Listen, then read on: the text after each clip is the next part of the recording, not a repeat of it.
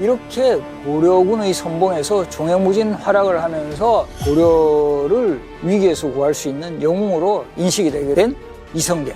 그리고 이 이성계와 운명적인 만남을 가지게 되는 인물. 앞에서도 소개했지만 바로 이 정도전이 등장을 합니다. 이때 정도전은 당시의 친원파 세력에게 배척을 받아가지고 나주의 거평부국에서 유배 생활을 하다가 이제 세상을 바꿔야 되겠다.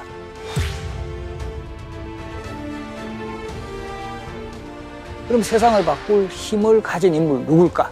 그렇게 해서 바로 당시 여진족을 막아내느라 전투를 치르고 있던 이성계를 찾아갑니다. 근데 사실 이때까지는 정도전하고 이성계는 별다른 인연이 없었어요. 근데 이때 정도전과 이성계를 연결시켜준 사람 누구일까요?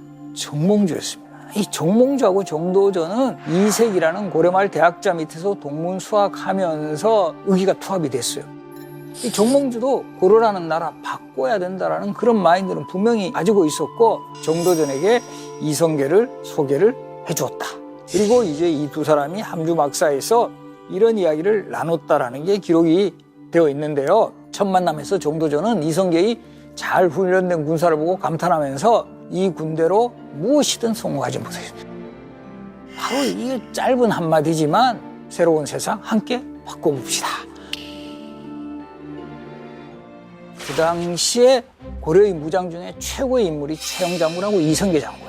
근데 이 최영 장군은 곤문세족의 어떤 영향도 있었고 상당히 어떻게 보면 좀 보수 세력, 어떤 새로운 세상을 바꾸려는 그런 인물은 아니다. 오히려 이성계 같은 경우는 저 한경도 이 변방 출신이었고 거기에 정몽주라든가 정도전에게 상당히 성리학적인 이념에도 동의를 했고 뭔가 이런 새로운 세상을 바꿀 수 있는 그런데 충분히 동의를 할 수 있다. 그래서 이 두 사람의 만남이 결과적으로 보면 새로운 왕조 탄생으로 이어지게 됩니다. 정도전이라는 인물하고 서로 입지를 같이 하면서 이제는 더 이상 고려라는 체제 유지로는 되지 않는다. 그리고 이제 뭔가 확실한 혁명을 선택해야 된다. 이런 과정에서 또 중요한 변수가 발생합니다. 바로 이제 명나라 쪽에서 철령 이북 지역의 땅을 다시 내놔라. 바로 이 철령 이북 지역의 땅은 공민왕이 쌍성 총관부를 설치한 곳을 수복한 땅이에요. 그러니까 이 명의 입장에서는 우리가 원나라를 물리치고 새로운 명나라를 세웠으니 원래 원나라 땅은 우리 땅이다. 이건 내 나라. 이렇게 돼버리는 거죠. 그래서 이 고려의 입장에서는 상당히 이제 좀 그 외교적으로 고민에 빠집니다. 철령 이북의 땅을 내놓으라는 거는 고려로서는 말도 안 되는 요구였지만 이 명나라를 건드렸다가는 이제 겨우 원나라의 간섭에서 벗어났는데 이제 명나라와 전쟁을 할 수도 있다라는 거죠. 그런 과정에서 고려의 그 당시의 군사적인 실세는 최영 장군인데 최영 장군은 또 무장답게 이게 오히려 찬스다. 바로 이 원명 세력 교체 시점에 무주공산이 된 저 요동 지역을 우리가 먼저 공격을 해가지고 차지하자.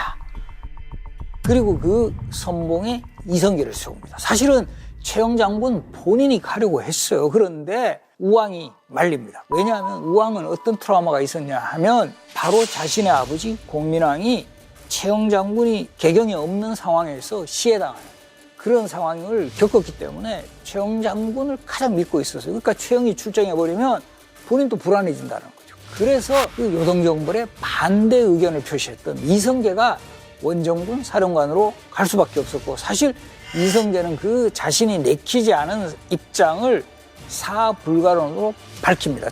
첫 번째, 작은 나라 고려가 큰 나라 즉 명나라를 공격할 수는 없다.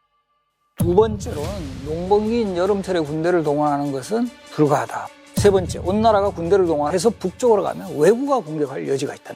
네 번째가 장마철이라 활이 약해지고 전염병으로 희생될 수 있다. 하지만 이성계가 정말 원하지는 않았지만 군사들이 끌고 요동정벌에 나섰는데 그때 이게 참 운명적으로 압록강에 있는 위화도라는 섬이 있어요.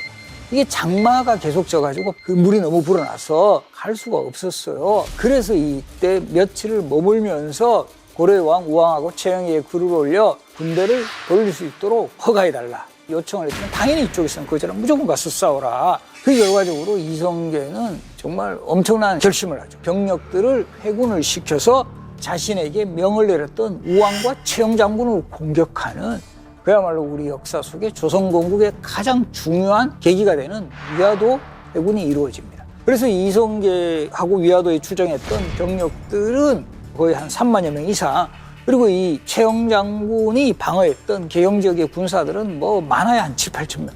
이 숫자로도 역부족이었고, 그리고 이제 위화도 해군에 나섰던 군대들은 이제 그야말로 죽기 살기로 공격이 들어오는 거예요. 이러다 보니까 최영 장군 입장에서도 그 이성계를 비롯해 요동정벌에 나간 그 장군들을 회유시키기 위해서 그 가족들을 인질로 삼아요. 그래서 이때 가족들을 인질로 삼았을 때 다섯 번째 아들 방원이 신도강호 강씨라든가 그 아들인 방범과 방석을 지키는데 아주 그 중요한 역할을 하게 됩니다. 이 결과적으로 보면 자신에게 명을 내렸던 최영 장군과 우왕을 공격하면서 한순간 역적이 되는 그런 상황이었죠. 이성계는 어떻게 보면 이제 되돌릴 수 없는 강을 건너는 거예요.